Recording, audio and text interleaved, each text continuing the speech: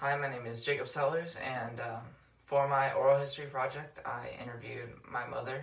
Um, just my experience doing this oral history project. I feel it went good and bad at some points.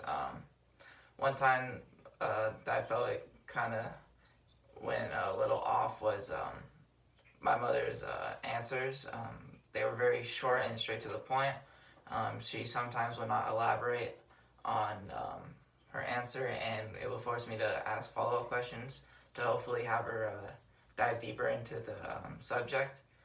Um, but sometimes she felt that she couldn't elaborate more, and so it would force me to move on. Um, Doing this interview, we talked a lot about her early childhood and just growing up as a twin, and she had a younger brother, and what they did growing up, just the activities that they did, playing in the backyard, and just other activities. We also talked about her high school days, of her running track and going to CIF and running cross country. We talked about her grades and the education system back then. We dove into some stories of how like high school activities that teenagers did back then compared to now. We also discussed about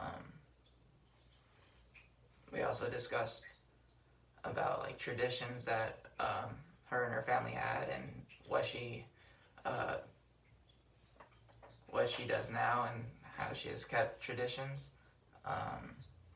We also discussed about towards the end about her adult life and her career.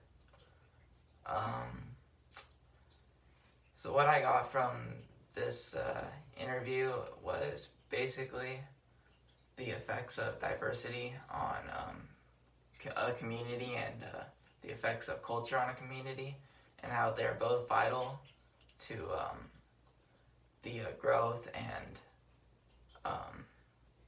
the growth on the community as a whole. I feel that I realized that each generation is going to be different from the past generation in many different ways, and culture and diversity is a leading impact of that. And I feel that Southern California